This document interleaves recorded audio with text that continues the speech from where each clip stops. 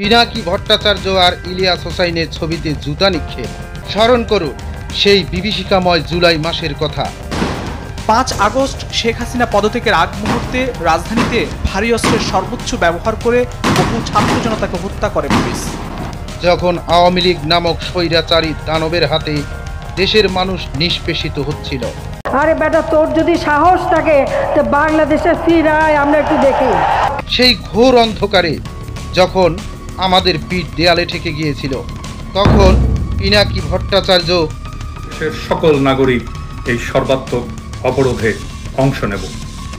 আর ইলিয়াসের মতো সাহসী যোদ্ধারা আলোর মশাল হাতে দাঁড়িয়েছিলেন। যে শেখ হাসিনা আরো খেলতে চায়, তাকে সরানোর জন্য যতক্ষণ সে যুদ্ধ করতে চায় ততক্ষণ যুদ্ধ চালিয়ে যাওয়ার মতো যেই কৌশল, যে প্রস্তুতি, সেটা রাখতে হবে।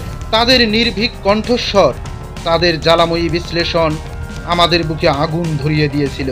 তাদের হাত ধরেই তো সেই দুঃশাসনের জঞ্জাল ভেঙে পড়েছে। তাদের বলিষ্ঠ সমর্থন আর দেশের আপামর জনতার রক্তে ভেজা আন্দোলনের ফসল হিসাবেই তো আমরা সেই পরাধীনতার শৃঙ্খল থেকে মুক্তি পেয়েছি। বিএনপি সহ সব দল মুক্তি পেয়েছে।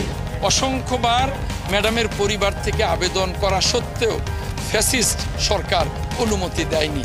যে ফ্যাসিবাদের বিদায় হয়েছে, বিদায়ের মাধ্যমে এই দেশের যে আশা আকাঙ্ক্ষার প্রতীক দেশনেত্রী বেগম খালেদা জিয়া চিকিৎসা পাচ্ছে, এটি বিএনপি এবং দেশের জনগণ খুশি। এটাই আমাদের পাওনা। আমাদের নেত্রী আজকে চিকিৎসার জন্য দেশের বাইরে যাচ্ছে। ভুলে গেলেন এত দ্রুত? আর আজ যদি বিএনপির লোকরা প্রস্তাব করে একমাত্র, তাহলে প্রস্তাবের তোরে ভেসে বঙ্গোপসাগরে গিয়ে পড়ব। সেই মুক্তিদাতাদের ছবিতেই জুতা মারা হচ্ছে। এই জুতা পড়েছে জুলাই আন্দোলনের বুকে। আসুন, যারা দেশের জন্য লড়েছেন তাদের প্রতি শ্রদ্ধা জানাতে শিখি, নয়তো ইতিহাস আমাদের ক্ষমা করবে না। জেগে উঠুন বাংলাদেশ, জেগে উঠুন।